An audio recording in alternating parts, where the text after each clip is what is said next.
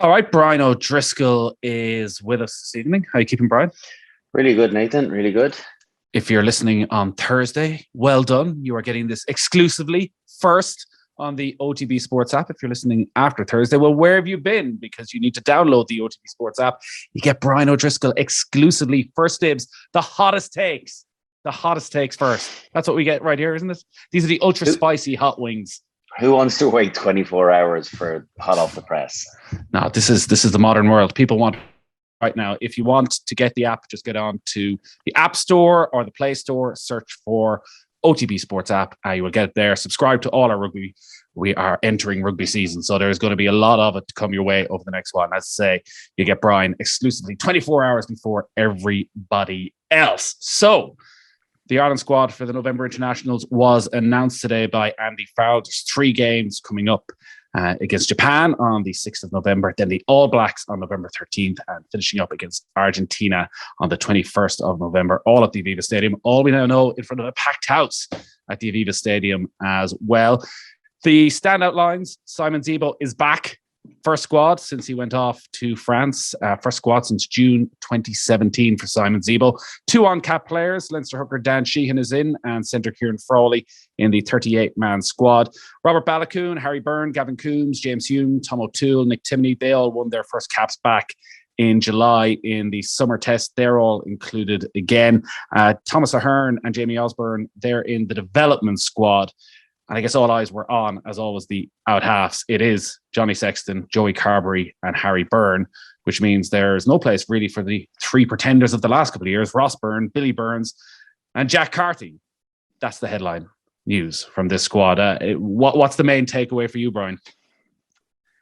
I'm not surprised. I really amn't surprised.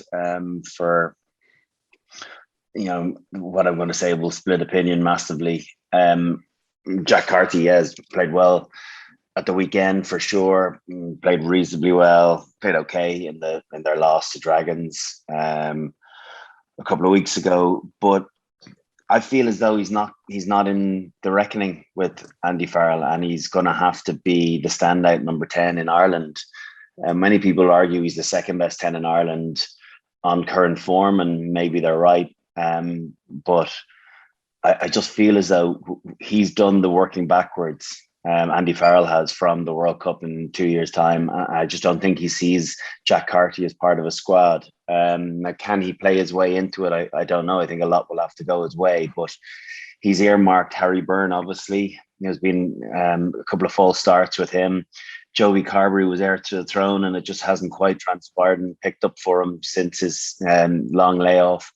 And ultimately, the captain, Johnny Sexton, still our best number 10. So I'm not. I really don't want to spend another 20 minutes discussing Johnny Sexton. We won't do Johnny. We'll pass by him. So we can assume that if Johnny Sexton's fit, he will be the starting out half against the All Blacks, which is the crucial one of these 3 games. Yes, you would think so. Because you got to pick your best players. I just don't know if you can. The other thing as well, Joey Carberry has played against the All Blacks a couple of times and won, and so it's not a case that you got to give him that that sort of depth of quality opposition. He's played in those games before. I just feel that from a confidence building point of view and from a team perspective, that you will need your best players and your best 15 against the All Blacks. And that's why I think Johnny will be picked. And then the other 2 will be probably will start in each of the other 2 tests and then might get a half. So if you look at Joey starting against Japan, you might see Harry Byrne getting half an hour, or vice versa in the Argentina game. Whereas with Johnny Sexton, what you're getting, pick him, keep him fresh for the All Black game, and then you got to select him over the course of the year in important games and pick and choose certain pinpointers over the course of the season that you feel are going to be relevant to enhancing the team and keeping Johnny Sexton happy and fresh. It doesn't feel as though the conversation around the out half spot has progressed since 2 years out from the last World Cup, where Johnny Sexton was the main man and we thought Joey Carberry was the emerging force. And then there was a rotation of players. Andy Farrell must be as frustrated as anybody when he looks at the chances that Ross Byrne has had, Billy Burns has had, and Jack Carty has had, that none of them have grabbed that opportunity. Between the 3 of them, they have 30 caps. Yeah, it has to be frustrating because all you can do is choose from the players that present themselves. And you have to remember the likes of Kieran Crawley's breaking through late. I know he's probably down as a 12, but he played 10-2. Harry Byrne, like I said, it's been a stuttery start. A year ago, lots of us were championing him, and it just hasn't quite panned out for him. Ben Healy's kind of slipped up on, the inside lane on Joey Carberry, and all of a sudden there were question marks as to whether Joey, was legitimized having a space in this squad. But I think on the basis of pure talent and pure potential over the next couple of years, I think he's picked the three best out halves that I feel will consistently be the best producers of the game he wants to produce. Does it mean that they're, particularly in Joey and Harry's case, are they still occasionally prone to a 4 or 5 out of 10? Maybe. I haven't seen enough of Harry. Joey, I don't know if he's 4 or 5, but he just hasn't hit that lofty heights that he had before his serious injury, and he must be very frustrated. But we know it's not a like for like number 10 either. He's not Johnny Sexton. He's got to have his own style and his own way too. And it's going to be very difficult for him to be able to properly do that until Johnny Sexton is actually a thing of the past. So there's a legacy piece, when your captain is the incumbent out half, and it can't be an easy place for those guys coming through. But I think with regard to definitely Ross Byrne and Billy Burns, they've had their opportunities and it hasn't quite worked out for them. And Jack Carty, many will say, got a raw deal because one bad performance or one disappointing performance against Japan has really scarred the memories of this coaching ticket, and they're afraid to go back there again. There's a lot of exciting options in that back line when you look at some of the newer faces like Kieran Crawley, James Hume, Robert Balakoon back in again, the return of Zebo. But with the cancellation of the USA game and the fact that so many of the Lions players haven't played yet, some of them will return again this weekend with no Robbie Henshaw, and the spectre of the All Blacks coming to town. Is this actually a November series where it's okay for Andy Farrell to play it safe, to play conservative, to go back to what you know? I think his hand might potentially be forced in a few positions. I think, depending on what comes of injury, you have to remember as well, we've still got a couple of weeks to go, plenty of game time before we actually get into picking from a clean slate. And there's no doubt there'll be changes within that squad. I think you can mix things up over the course of this November series. I think you're entitled to try some options and look at giving a little bit more game time to guys that feel you will see in the 33-man squad. This is the opportunity to do it more so than Six Nations, certainly in the first and third games against Japan and Argentina. But would you be shocked against the All Blacks if you saw a centre pairing of Bundy Aki and Gary Ringrose? No. Maybe if Robbie Henshaw does get back fit from that knee injury, that you might see him force his way in there, and to the exclusion of Gary potentially. The wings, again, you're looking at Keith Earls, if he's fit.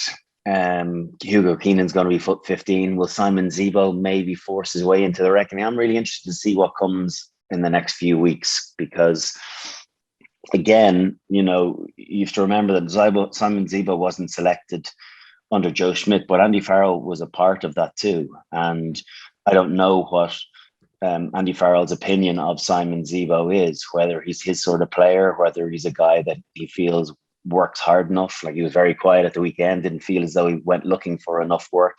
Contrary to the two Connacht wingers who got themselves involved a huge amount. So I think sometimes coaches cast an opinion as to how a particular player is, and if they fall into a certain bracket, it might be hard for them to get themselves out of there. And I've seen it in the past. So we'll have to wait and see how that one unfolds. But it is good to see Simon Zebo back in an Ireland.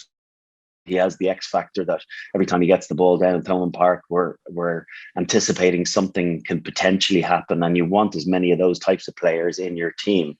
Where do you want Zebo playing? I think before I say that, I think he could still look a little bit fitter. I think he's big, he's bulky. He's always had a big frame, but I I just feel as though there's potential to still just trim down a small bit, and I don't think you'll lose anything. I think you see the benefits of what's happened with some of the English guys, with Vinny Vunipola.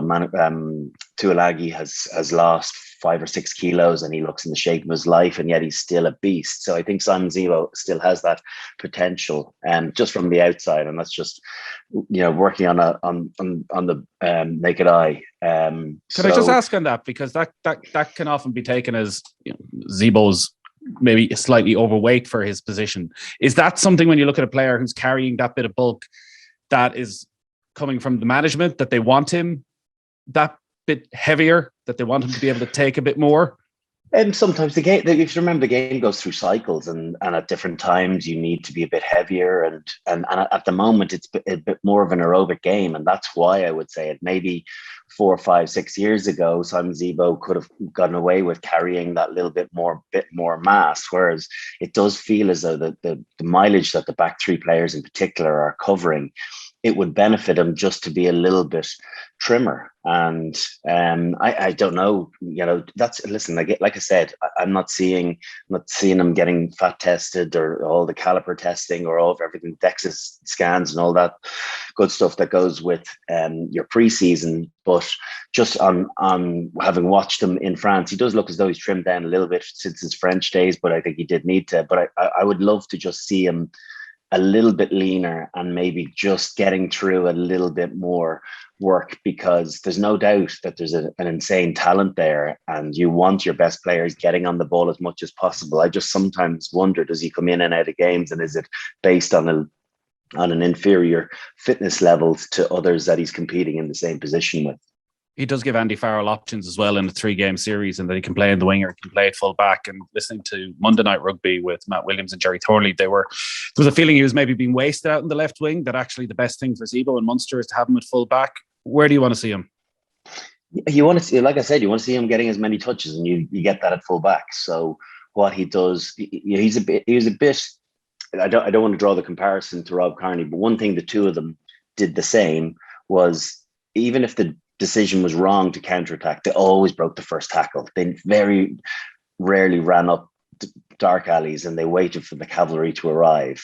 That said, Zebo was a better counterattacker than Rob Kearney, and an ability to change direction, not lose speed when he did so, and then link play as well. It's part and parcel of what he did really well, and he loved to express himself. He wasn't a kicking full back, so you want him to get as many touches as you possibly can. And I think that's where all the statisticians come into it. When you do look at the GPS mileage that these players are covering, it does prove a point that from a positional sense, and from getting yourself back into the game or working hard around the corner. It was a brilliant example. I saw Murray Kinsella put it up on his social media at the weekend, where Jonathan Davis, I know they only scored a couple of tries against Leinster, but Jonathan Davis worked from one side of the field right around to the corner and created the extra man with really quick hands. And he was very late getting there, and he got it for a fraction of a second and flicked it on. But that was the difference in scoring tries. That's what you want from your fullback. Jordan Larmour's excellent at doing it. Hugo Keenan is excellent at doing it. Andrew Conway is very busy on working both sides. Keith Earls is busy getting off his wing as well. So that only comes from having a really big engine. And I think it's something that Stuart Lancaster has worked endlessly and timely with his Leinster players in doing, and I think that's really reaped a lot of rewards. And I go back to that point. Lee Halfpenny used to be brilliant at it, and I'm sure Jonathan Davis has read it as a result of that. Rob Howley used to hammer, you've got to work around the corner, create the extra man. You're the difference. If you can bust a gut getting around a corner, you can create a 2-on-2 into a 3-on-2, and that can be the difference between scoring a crucial try or not. So these are all small little things that coaches will be aware of, but maybe us sitting and watching at home mightn't be as relevant of, but that is the difference between players getting selected and not. I don't know if there's any real bolters in the squad. Nathan Doak was the one who's been spoken about during the week. He's not in the couple of players who are part of the development squad will be around either. 19 years of age. Just feels like he's an absolute sensation at scrum half. You surprised not to see him there, that they didn't get him in as quickly as possible, considering the talent that he seems to have? So what 22 years ago when I was breaking onto the scene, if Nathan Doak had shown that quality and caliber, even in his first 2 or 3 provincial games, he'd probably find his way into the squad. But I think they definitely will be getting excited about the prospect of him.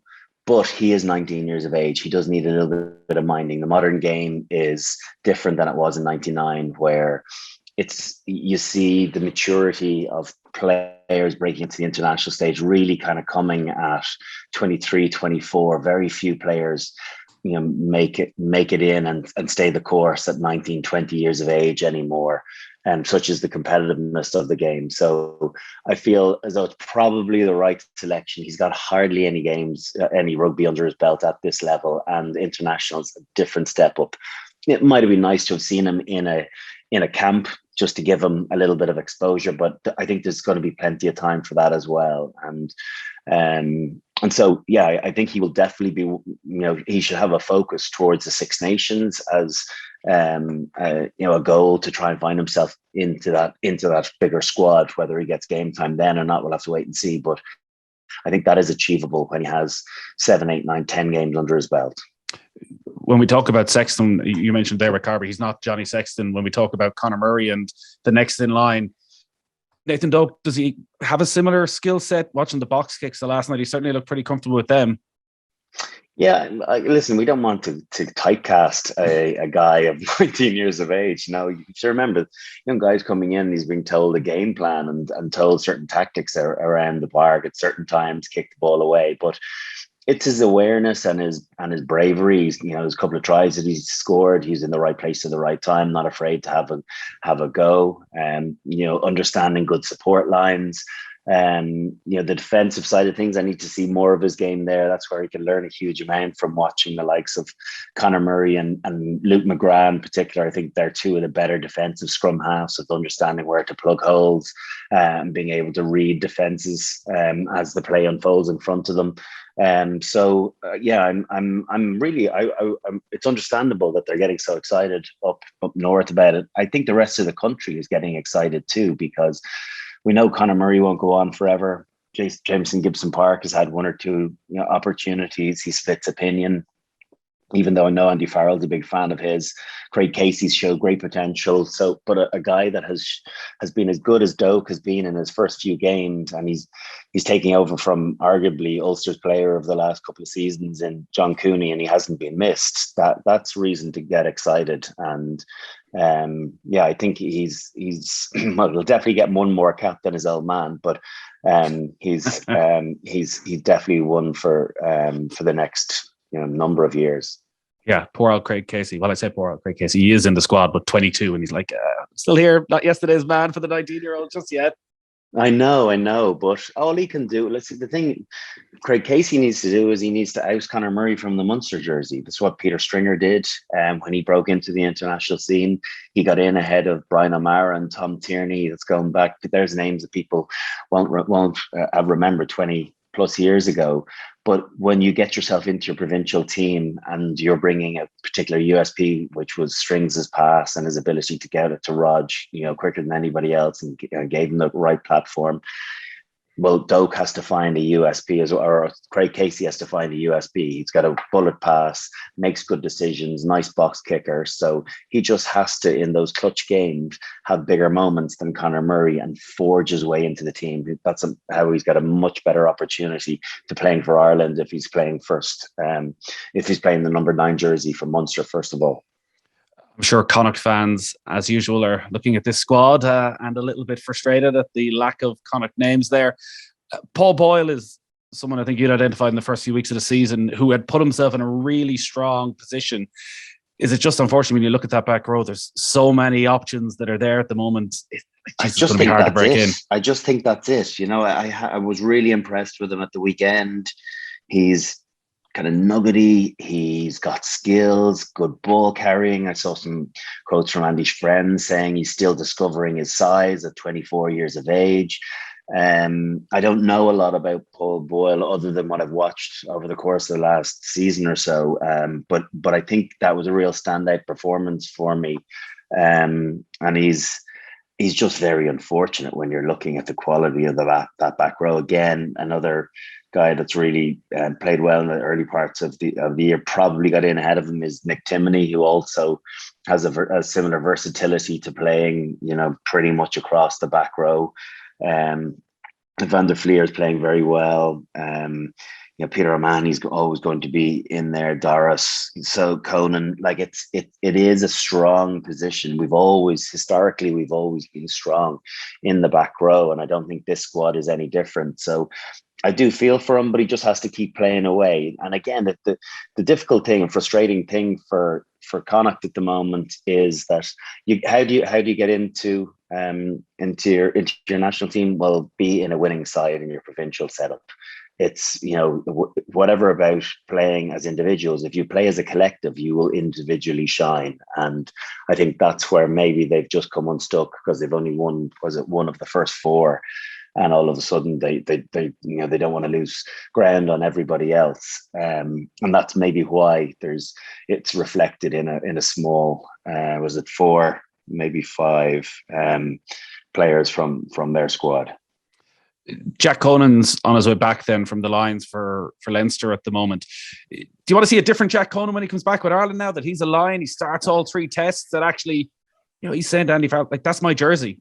Usually when we talk about Jack Conan, even with Ireland, he's always just been on the fringe and there might be someone else slightly ahead, that actually taking that confidence of coming back, of being the Lion, could hopefully transform exactly him. What it is. It's having a bit of a strut about you, not in an arrogant way, but a bit of a this is where I belong. I've kind of taken the circuitous route to actually get here. Now the CJ Stander's gone, but what I've done in the last 4-5 months has signified that I am the man in possession. I've been a Lions test starting number 8, and I did pretty good, represented myself and Leinster and Ireland very well in doing that. So I am the guy to take the jersey off.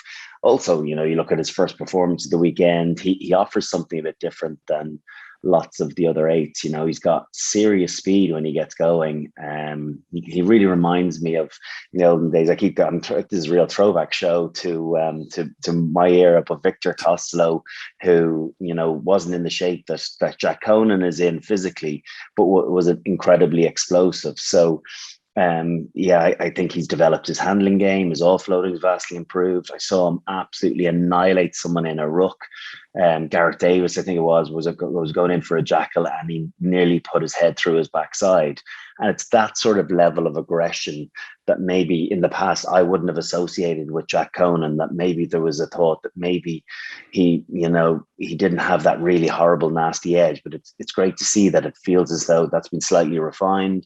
And what he will have learned away on the Lions tour, and having watched Sam Simmons and having watched Maro Toji and their level of professionalism, and taking the aspects of their game or their warm up or their the things that they practice training or off the field, be it the mental side of the game, video analysis, all of that. You come back as from a Lions tour, you're a different person, you have a different perspective of the game, and you need to pour all of that knowledge into your international team.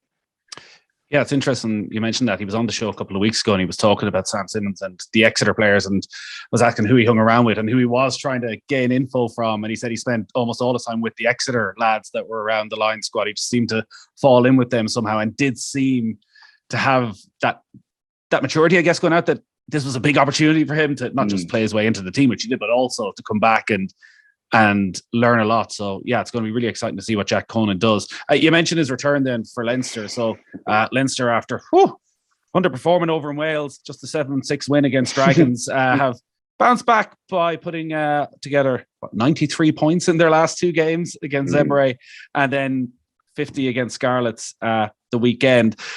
You're picking holes in Leinster when they're winning games so easily almost. And the question is, their season is judged on knockout stage of the Champions Cup. Can they learn enough from these games that will benefit them later in the season when it looks from the outside to be just so easy?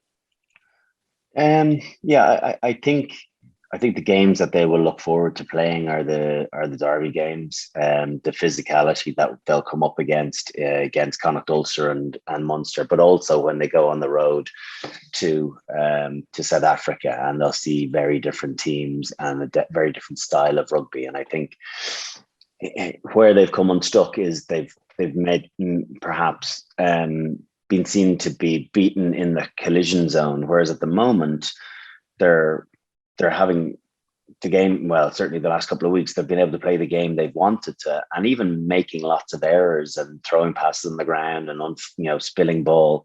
But yet in all of that, they still managed to get away 17 offloads. Now put that in comparison to the Munster performance against Scarlets, which was a similar scoreline. I think that the difference was much the same between the two teams, but Munster got 8 offloads, and they played what looked like a pretty elaborate offloading style. So if you think about double the amount of offloads and the amount that didn't stick, there's a real focus in changing the point of attack and limiting the amount of rucks. Whereas in previous years, Leinster and Ireland were very, ruck focused, of just going through the phases and grinding teams down. Now it's really an opportunity to express yourself. And guys are throwing passes and offloads that you never associated with that in the past. Does that not worry you in terms of that of no, how much you're actually learning? It. No, if they're throwing it in games, it means they're confident. Sorry, but like all you can do is play against the opposition you're up against. I think the thing about offloading is you offload pre-contact or after contact, not on contact. Only the very best. Sonny Bill Williams was able to offload in the middle of being hit. So you have to win the collision zone, or you have to pass before the collision zone to get the ball away. And I guess over the course of the season, they have to learn what ones not to throw. And that's part of the journey as well, particularly as they're learning new skill sets. And some of these guys are natural offloaders, some guys aren't. And so that learned skill, they then have to decipher whether it's the opportunity to throw the 50-50, whether it's worth the risk or not. Whether there's support players, and the more time you find yourself in those situations, the more times you'll be able to compute it quicker, to be able to identify what the scenario looks like, to be able to stick the pass, look for a ruck, long body, or to throw that little one out the back door where you feel as though there's someone going to be coming on at a head of steam. So that's all part of playing matches, but they're clearly doing it every single day at training, because you would not have the confidence to throw offloads like they're throwing at the moment unless you were given scope to do it, and unless you were doing it a lot of training. To bring it all back to where we started then, one of the big success stories for Leinster so far has been Kieran Crawley, who is in Andy Farrell's squad, in there in the centre, 23 at this stage, so not a player who's primed to perform. What have you made of him so far? Yeah, I've liked the look of Farrell. I think he's obviously needed to find an alternative position to play because of the assembly line of out halves, be it the two Burns, be it Johnny, and all of a sudden you've got a different type of player in your squad if he's in it playing 12. He's looks as though he's put on a little bit of size, but he could probably put on a little bit more. He's never going to be a Robbie Henshaw type ball carrier into collision, but he's got agility and footwork that can still get him advantage line. But we used to always have a thing about trying to get the best passers as the second distributor. So sometimes I'd get in as first receiver and throw the ball out to Rog or to Johnny because they had the better range of passing. And so it's lovely to have Johnny at 10 or somebody else at 10, and then Frawley in at second receiver, and being able to flash those 15-20 meter passes that are right on the money. I know everyone should be a good passer, but there's still better passers than others. That's the way of the world. It's in any sport. Someone that just has that skill set that's significantly better. And Frawley's a beautiful passer of the ball. He's right on the money. It's rarely inside shoulder, out in front, when it needs to be. And so he does read the game very well, like a 10, and to have that opportunity of understanding space one stage out will create more opportunities for his back three players for sure. Who was the best passer you played with? I think Johnny's a phenomenal passer. Johnny Wilkinson was an excellent passer as well. Jordy Murphy, brilliant passer of the ball. So any of those guys, yeah. If I don't include Raj into that mix, he'll give out to me. So will I say him? But I think is it the pace, the flight, the timing, all of it? It's all of those things. It's the whip. It's the vision to be able to throw. You see so often, how many of those passes that Johnny now with defense is shooting, that he's able to hold it for a little bit longer and then float the ones over the top. I think that's a real point of difference for him. Wilkinson, it was a different time because, I don't think he necessarily took it to the line quite the same way, or was as much of a threat himself. Whereas I think Johnny's ability to still take it to the line, even though he might have lost a yard of pace, take it to the line. And if you let him go, he will take the break and he'll get his offload away behind your back. So, and then Jordy Murphy, he didn't have to throw too many long passes because of where he was. But if he got in at first receiver, you just knew that he was going to throw it out in front of you if that's where you wanted. So with Raj, I had a really nice understanding with him. He knew how to throw. We used to have a play called Frano, and I'll tell you the little story about that really quickly before we do go. When I came into the squad, first of all, Eric Elwood started calling me Frano because I was injured for this first one. I was like, oh, Frano used to come into camp, Neil Francis. He used to come into camp and he was always injured, but then he'd play the games. And I was like, oh, I couldn't shake it. I couldn't shake this nickname. I was like, this is a disaster. So anyway, I get into the camp, or I get my first cap, and all of a sudden the flat one pass of me just breaking on the outside was known as the Frano.